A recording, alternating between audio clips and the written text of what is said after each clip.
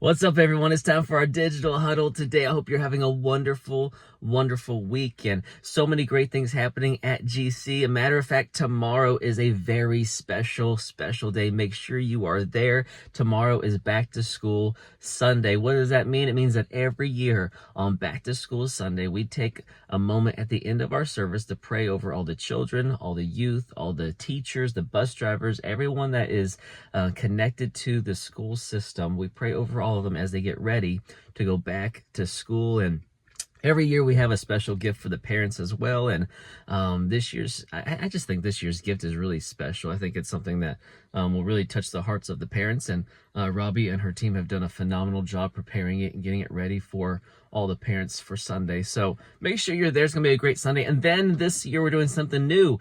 Then next Sunday, the week after Back to School Sunday, we're doing something called Family Fun Sunday, where we have bounce houses and food trucks and face painting and just a bunch of things to have fun with your family. You just had the first week back at school. There was stress, there was anxiety, there's all these feelings, and now you get to just go have fun a week into school and just have a good time and smile and have fun with your kids. And so we're going to have Back to School Sunday this week and then Family Fun Sunday the next. And I'm just excited about what's going on. There's so many great things happening. And just this last week we had food distribution and it went so well. And we had First Wednesday with the youth takeover and it was just so powerful. I mean, like, my gosh, if you were there, you know, there was 200 and something people at First Wednesday, a lot of people at First Wednesday. It was a great time.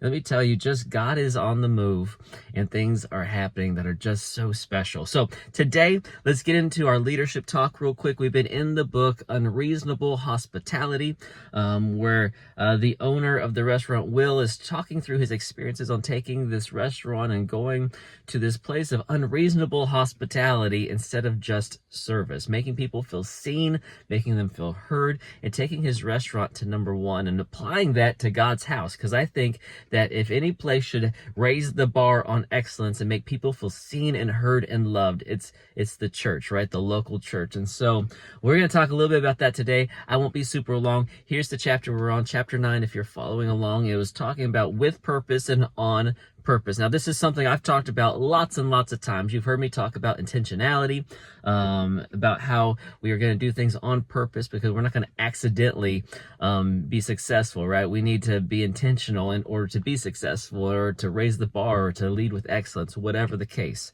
But this chapter encompasses all that in very simple ways. So I want to share some of those ways with you because it's talking about with purpose and on purpose. And Will's team, what happens is he doesn't want to just deliver food to tables that taste delicious, right? He wants to create an experience for the guests where they feel seen and heard and loved. And what would that be like if your experience at a restaurant wasn't just getting good food? It was a full experience where your waiter and the staff and all the people, they see you. You're a part of this experience. And so that was his whole plan, his whole goal. And so what he learned was this, is that in our work, even the small tasks like greeting someone at the door, answering emails, setting up a room are opportunities to live out our mission.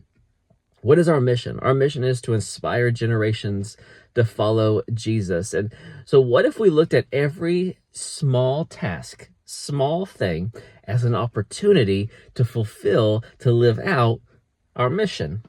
How could you look at it through that lens? Well, I think, I've kind of picked on the host teams a lot in these videos because it's so easy to tie the host teams to it. So this time I'll pick on the ushers. But ushers, I mean, as people walk into the auditorium, it's very easy at most churches for the ushers just to stand there and be like, "Good morning, welcome to church." You know, like that's the normal, I think, at most churches that I've seen.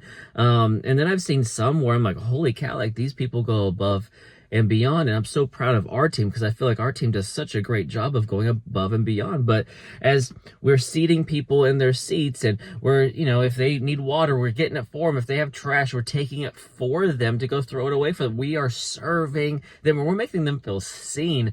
I can't tell you how many times I hear stories about how one of the ushers talked to me about this situation and they saw that I was down and they just spent time with me. Like, that's going above and beyond, creating an experience where a person feels seen And we're not just serving and going like, here's your communion, right? We're actually going above and beyond to make them feel seen. That is unreasonable hospitality, and I love it. I'm so proud of our teams for doing such a great job, but how can we even add more to it? Because the thing was that purpose gives meaning. That's the main thing that he's talking about, is that purpose gives meaning. If we're going to do things with purpose, on purpose, purpose gives meaning. It means that every small task that we see meaning in those tasks. When I pick up that trash on the ground in the bathroom and I throw it away because I went in there and I saw it was a little bit messy, that purpose gives meaning. There's meaning behind that. That new guest that walks into that bathroom after me is not going to walk in and be like, wow, they really value this place. It's so clean in here, right?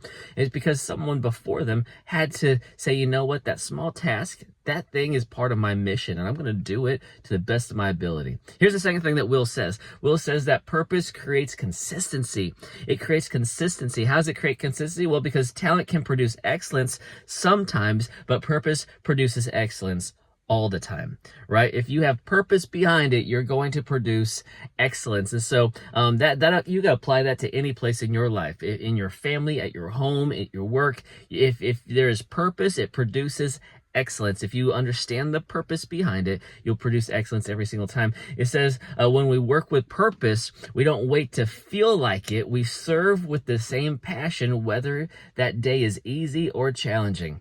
If we have purpose, we don't just wait till we feel like it, right? Today, it's a Saturday morning. My boys know that today we go out and pull weeds in our flower beds. Why do we do that every single Saturday morning? Because we're going to take care of our home. We're going to take care of the land that God has allowed us to have. And there's purpose in it, because if we choose that, hey, you know what, today we're just going to have a lazy day, well, then next week we have so much more to have to do. We're going to have to take hours to do this. Whereas today, 30 minutes, we know the purpose, and our purpose is clear. We're going to go and we're going to pull some weeds so we have a beautiful flower bed this week. Here's the philosophy that Will has in the book is that great service is intentional service. It's done the same way every time for every guest. We need to be consistent. We need to work on purpose intentionally. So here's the third thing he says, that purpose is contagious. Purpose is contagious. Have you ever noticed that purpose is contagious? I know I have. When I'm around a bunch of people that are running 100 miles an hour and they are on fire for Jesus and like the purpose that God has given us, then I want to run with them, right? Like I just want to go. Let's do this thing. Let's reach the world for God. And, purpose is contagious. So when leaders work with intentionality, it gives the team energy because the team begins to mirror them. I think about someone like George. George, I'm shouting you out today. I'm so proud of George, man. I've seen George all the way to the beginning of his faith walk and all the way through these last couple years, man. Today, I see George, he'll see a guest, and he's just walking them through the lobby. He's just like a ball of energy. He's recruiting them onto the team. And what happens is that person becomes a reflection of the energy that George is putting out. I used to always say it this way, is that we have to go at 100% if we want to get 50% back. We have to go at 100 to get 50. Well, George is always at 100. Because he's at 100, the people he's encountering are at least 50. It is producing more people that want to be on fire for this mission to go inspire generations to follow Jesus. So I love it, but it's contagious. Purpose is contagious. Purpose-driven people lift up other people. They inspire not by their title, they inspire by their example. You should write that down right there. They inspire not by their title, they inspire by their example. How true is that? Have you ever noticed that just because you have a manager at work, that sometimes a manager is not inspirational, but sometimes there's just an employee at the same level as you that is more inspirational because of their example that they lead with, right? And the best managers, the best bosses in the world are the ones that lead by their example, not just by their empty words. And so, man, let's be leaders that lead by example, that go at 100%, that lead people up, that allow people to mirror us, and they're a great reflection because we are running full speed to inspire people to follow Jesus. Here's the key takeaway to the entire chapter. You ready? The key takeaway was this, is that purpose turns a job into a calling, and a calling into an impact. I'll say that one more time. Purpose turns a job into a calling, and a calling into impact. So good. I hope you got something out of that. I got lots out of this chapter. So let's serve our faces off this Sunday and let's reach people for Jesus. I can't wait to see you tomorrow. I love you guys. See ya.